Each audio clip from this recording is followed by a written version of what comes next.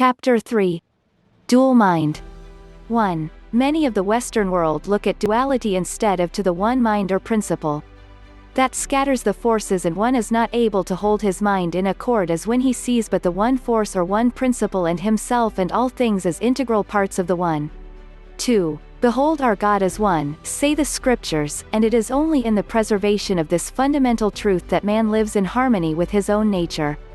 Man is not a separate being, projected away from his source, but is created within the image of God and like unto God. It is only in the sense of his isolation, which is the root of all unrighteousness, that he loses the beneficent influences of the creative cause, which are his by the natural order of things. In this sense of aloneness he has imagined all sorts of contrary actions to his well-being, and is often inclined to blame the universal system for his misfortunes. In reality they are all of his own doings, for the universe does not isolate him, nor is it accountable for the difficulties that arise because of his own isolation. Return unto me and I will return unto you, saith the Lord, is the offer of the one to him who will accept his rightful place in the divine order of the whole created scheme. 3. Duality is brought into existence through thought and action without regard to the whole. But, by reversing the dual thought or bringing the thoughts to one point of action, duality is eliminated completely. It is a well-known fact that we cannot accomplish with a dual purpose or even with a dual nature. 4. In reality there is not duality in nature. There is the positive and negative, good and evil, hot and cold, all of the opposites, but the opposites, when related and brought together, bring the thought to one purpose, one action, one principle. In connection with the opposites it is not necessary to recognize them as opposite or opposed. The essential recognition is the single purpose. Jesus always said that his greatest accomplishments were with the single attitude or steadfast purpose, as he related it. That steadfastness does bring us into unity where principle exists always. That is where principle is always immanent. Then, instead of duality, there is that single I or single IAM. 5. Many Hindus use the I, while many use the IAM. It is thought by some that that was where duality began to manifest first, between the I and the IAM, many believing that this practice involved two attitudes or purposes, where in reality, it is but one correlation or subjugation of everything to the one purpose. There is no duality of principle but the union of principle in all things. The words IAM even pronounce the exact principle or truth. As they put it, the exaltation of the one principle allows it to work in that principle conclusively. We do not see, either, the duality of nature, and thus we do not recognize it. As duality has no recognition it becomes harmonized. 6. Summer and winter are not two things but phases of one nature. Winter is as essential to the growth of vegetation as is summer, and only depicts two phases of a single process. What we call evil contains the germ of good, and, when looked through to behold the good, the sense of evil disappears and there remains only the sense that all things are working together for good. The apparent evil surrounding conditions of poverty and pain that are shunned by human beings, if faced for the good within them, would vanish. Jesus taught that blindness was not an evil nor the result of evil but an opportunity to show forth the glory of God. A problem is not foreign to the principle of mathematics, nor is it an obstacle to one who wishes to become a mathematician. The problem is only a statement of certain conditions through which the principle may be applied to produce a desired result and as a means of growth to the individual who so faces it. Conditions in life that seem opposed to our highest good are but points of practice until we attain that strength of character to see and manifest only the perfection of the one. When life is seen in this way all unpleasantness vanishes and everything becomes a sort of practice game in which we see, live, move, and have being that the existing good may show forth in our own character and in our world. Nature then is harmonious. All is harmony. All is working under the influence of the one purpose. 7. Just as the difference between a perfect chord and discord is apparent even to the novice, so is the individual able to know within himself that which is in harmony with the universal principle and that which is at variance with it. Any inharmonious condition in the nature of man is evidence that he is out of harmony with the natural order of things, and the secret of his perfect progress is to always approach every condition in such a manner as to preserve his sense of inward calm. This is impossible so long as there exists any sense of separation from the innate good that runs through all things. Man's nature is eternally attuned to the good, for he is the offspring of God, and God is good. When one is conscious that his good is eternally and unvaryingly seeking to manifest itself in all things and in his own nature, he is in harmony with himself and the principle of his being. By working to uncover the good contained in every experience, man is instantly in that state where that which to others seems evil becomes the source of his good. 8. Of course, with the relation of the opposites we find that we come to the same attitude. It is said that there may be many opposite manifestations, but they are not opposed unless the individual allows the opposition. The individual must harmonize the opposites in his attitude toward them, for, in reality, they are never out of harmony. When we come to that attitude where all is harmony, then we see the harmonious relation in all things as well as in ourselves. It becomes one simple attitude of complete harmony. Then there can be no discord. There can be no discord in life or in living. There can be no discord between the opposites, for they have their perfect relationship to each other in principle. 9. Many scientists, through their research today, are making the same statement: the only discord that exists is with the human or the individual, and that discord is brought about by discordant thoughts. It is said today that the American people are the most discordant in their thinking. It is quite evident that this fact is brought about by the many attitudes of thought held by the numerous nationalities which are brought together here. These nationalities have not yet been fully assimilated. It is found, however, that the great assimilating process is going on very rapidly now. 10. The mathematical axiom that only things that are equal to the same thing are equal to each other is, after all, the key to all harmony. It is only as the peoples of America become actuated by a common impulse that any semblance of harmony can be established. This is also true of the world generally, just as it is true of the individual. Only when all the forces involved in a single organism, or in many organisms, become animated by a single impulse and move in perfect unison toward a given objective is there complete harmony. 11. There is no question but that Jung in his work struck a very deep key in the attitude of harmony in relation to all things when he related his experience of going into a cave. In many portions of India the people retire to caves in order to become perfectly silent to work out a definite conclusion about certain determining factors. In every instance where these reports are available, it is found that when they go to the place where they are perfectly silent to conditions around them, they come into the greatest activity of life.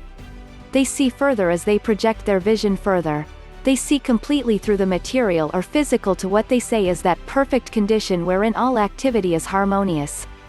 Then that which they see as true universally is merely related to the world of things. It is not that the world is subjugated to the spiritual but merely related to its original state, and then the perfection of the spiritual world is immediately manifested. That activity, in harmonious accord, works perfectly under their guidance. 12. In reality this is the same procedure which all men follow in the application of any principle. It is first necessary to leave the outer forms, through which principle is expressed, alone until there is clear discernment of the movement of the principle involved. This movement of principle is then related to the outer form, and we have harmony and rhythm in music, correct answers to problems, perfect architectural structures, perfect paintings, and perfect statues. All these manifestations are brought about because of the individual's ability to identify himself with underlying reality, and this reality is then brought forth through the form with the same beauty and harmony that is seen in principle. 13. Now these same people will tell you that it is not necessary for each individual to become as they are in order to get into that harmonious relation, but that it can be brought about in the ordinary walks of life. They purposely take that attitude to find out what happens, to come to a definite conclusion. After that conclusion is reached, they are able to teach others, but they do not teach others to do as they have done. They teach that it may be made practical, that it is not necessary to spend long years in meditation to bring this about because they have found a shorter method or an easier way, that the instant you become silent you are one with harmony or accord. Thus, from that very moment you begin to progress, the attitude of thought changes from turmoil to harmony, strife is not evident, consequently you have raised your body's vibration to the vibration where strife does not exist. 14. If one is able to accomplish that condition, all can, but all need not take the long and arduous way. Once a fact is revealed, one needs but to accept that fact. The thought of the masters is, we have gone through the process of making the discovery, we know what the determining factors are, and the rest of mankind need not make the discovery for themselves but may accept what has been revealed. Consequently, it is not necessary for the mass to sit in samadhi. They express it by stating that one who sits in samadhi is able to teach others what he has discovered. All may go through the practice of samadhi if they wish, although it is unnecessary for this reason, through accepting the conditions which have been revealed. That acceptance brings about a certain leveling influence, a certain vitalizing condition wherein one sees more readily. By beginning with the revealed knowledge, one is more easily adjusted to the silence, or the harmonious conditions and facts about him. Therefore, by following the conclusions of those who have gone through the preliminary steps, he moves forward directly into the samadhic state. Those who have gone through to this state are the wayshowers or teachers. As they say, it is not necessary to follow the teacher step by step, because they have cleared the way. They have realized the condition which has then become general, and the projection has opened the way for all. 15. This is the truth back of the vicarious atonement of Jesus. He, as the wayshower, explained that we are one with the Father even as he was one with the Father. We do not have to fight our way back to this state, for he revealed it as an established fact. Our work is but to assume as being true what he proved as true. We do not have to prove that the sum of all the angles of a triangle is equal to 2 right angles after it has once been proved. When it is a revealed fact, all we have to do is accept it. If that were not true, each one would have to prove for himself every movement of mathematics, mechanics, art, etc. But, when others have proved these things, we vicariously enter into their labors, begin where they left off, and proceed to the next condition under that principle. 16. The larger the group or the greater the number of persons in a group, the greater the influence. The greater the influence, the greater the impetus always. Therefore, it is said that if a group of 100 would sit in samadhi, or complete silence, that influence created would suffice for thousands. Therefore, thousands would be elevated to a greater enlightenment by that 100. 17. This is where the yogis play a very vital part. They purposely give up a certain portion of their lives to putting out that influence, especially the influence for body perfection. And it is often said that it is not necessary for all people to go through the system of yoga to perfect the body, because they have gone through and made that perfection possible for all. That is what was expressed when Jesus gave his life upon the cross. They, as well as Jesus, knew that they were not giving up their lives. They were giving that certain portion to a higher expression that all might see and follow. They became the way-showers or teachers. Therefore, the people who could progress would go further and in greater strides. 18. These are the reasons why it is said that it is not necessary to go through all the many stages of yoga or yoga. Many accomplish these steps in just a few hours because added impetus is given by those who have given greater time to service and greater impetus for that service. There are certain select groups who are working along that line all the time. That influence can be picked up, as it is radiated out from different groups and different centers all of the time. 19. This influence is picked up on the spiritual plane just as radio music is picked up on the electrical plane. But, as radio music picked up from the electrical plane is heard and felt on the material and mental planes, so are these spiritual influences manifest upon every plane below, for it is all-inclusive. It is all a spiritual plane, one universal plane working in perfect unison with itself when the individual awakens to see it as it truly is. The contact is made, not by seeking the masters or their influences, but by seeking the plane of harmonious thought and spiritual influence which permeates all time and space and in which they work. 20. A line may seemingly have 2 opposites, but bring these opposites together and you have a circle, and the opposites have thus disappeared. Extend the circle and you have a perfect sphere, which is complete, synchronized relationship of all elements. As Millikan says, the cosmic becomes the globe. Then you have completed the circle in every way and brought about perfect unity. The point becomes the line becomes the circle becomes the globe. This is true of every line of thought, and through the continual process of relating all things to the one instead of separating everything, the point of unity or oneness is established. This is one-pointedness. 21. When the individual attains concentration in thought, he enters the samadhic condition, and that is where he begins to accomplish, when he reaches that one-pointedness. 22. It should be remembered, however, that this concentration or one-pointedness is an expanded state of mind and not a contracted state. It comes through the principle of relating all things rather than through the mistaken idea of excluding anything. Samadhi permits the individual to see directly through to the whole, the truth or principle. 23. This eliminates what the Western world teaches about the conscious and subconscious minds. In reality there is but one mind, and that, we could call the superconscious. That is where you bring the conscious and subconscious into accord. You are then conscious of the whole. It is complete consciousness. Then there is no division whatever, and if we make no division we are in complete conscious accord. 24. The division of the mind into conscious, subconscious and so forth was first put forth as an assistance in teaching. Now, however, the reverse is true. We can best understand mind and progress consciously in spiritual unfoldment by thinking and working in terms of one mind.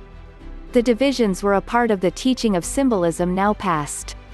It may have been a necessary classification in that period, but the race has now worked through symbolism completely. We are accepting the completeness of all symbols. When we become one with that one attitude of thought, there is where we begin to accomplish. 25. I have talked with men of great achievement and find that they for the most part work with the one mind, with the consciousness that everything is always here and always present. That has been their attitude. That very attitude is coming out so dominantly now that we will find it is going to change all of our economic system. If we could be wholly at one with that mind, there would be no cross purposes. Consumption of energy would be 90% less. That energy is rapidly and increasingly being used for higher and greater purposes instead of being dissipated in efforts to take away from the other fellow what he needs for himself. The truly great never have to go out and take away from the other fellow in order to produce. With them everything that is here belongs to them, and that which belongs to them they are free to use. For the teacher. Paragraphs 1 and 2. Every principle with which we deal begins from a definite premise, and only through adherence to this basic premise is any structure possible. The reason man's life has seemingly gone into decay is that he has disregarded the basic fact of life. This basic fact of life is that the entire system of the universe is one single unit and that man is an integral part of this system. He is in no sense separated from it, and it is only his notion that he is an isolated being that has lost for him his rightful place and authority. Paragraphs 3 and 4. In these paragraphs it can be clearly pointed out just how the sense of duality was developed, and, thereaby, we may learn how it may be overcome. Paragraphs 5 and 6. I, in the individual, is the first movement of his nature, the central point of his identity. Am, is that which embodies, or embraces within the I, individual identity, whatever it encircles. The I, is a positive assertion and the am, is the qualifying element. I, is masculine and am, is the feminine principle. The am, brings forth into being whatever it embraces or conceives. The am, must become immaculate in its embracing power if man is to bring forth that which is in spirit. I, which is my identity in spirit, am, that which embraces or embodies all that is in God, is the true use of these words. I am that I am, which is the embodiment of God. I can never in reality be anything but that which it is in spirit. I am that I am, and beside me there is no other. Paragraphs 7 and 8 afford a wonderful opportunity to show the necessity and advantage of completely harmonizing everything. It is impossible, of course, to harmonize everything with our own thought and notion, but we can at least recognize that since a thing has being at all it must to some extent contain the elements of the whole. By seeing it in relationship to the whole and harmonizing it with the all, we at least escape the discord that arises in our own nature, and thereby preserve ourselves in our true relationship. God moves in a mysterious way, and even though we do not see just how all things are working in ultimate harmony with the universal purpose, it would not require a great stretch of the imagination to admit that it must be so because of the very nature of God. Paragraph 9. There is no discord in the natural order of the universe.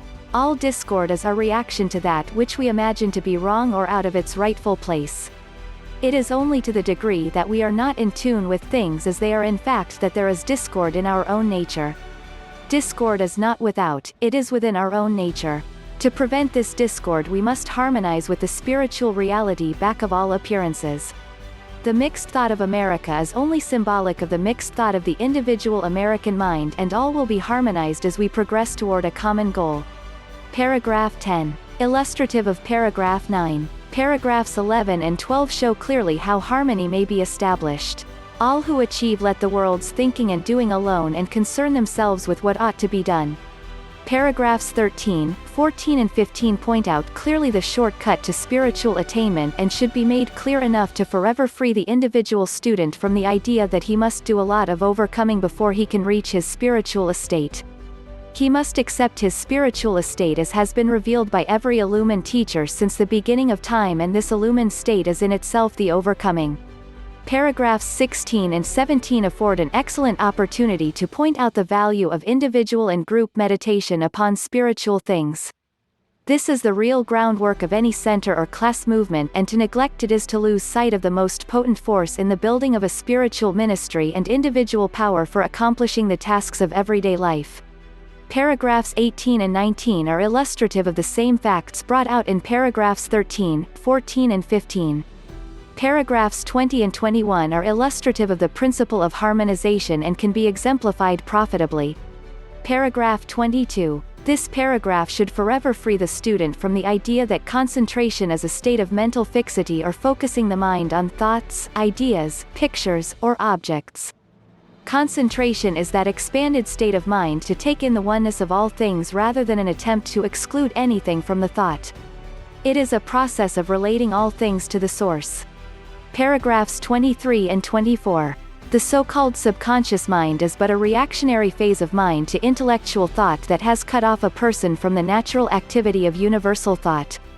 There are no eddies in a stream unless the flow of direct current is impeded in some way, and there is no subconscious mind, so-called, when the stream of illuminating thought is uninterrupted. When one is in the stream of life as it is, there is only radiant consciousness of reality. Paragraph 25 is illustrative and may be enlarged upon according to the knowledge of the instructor.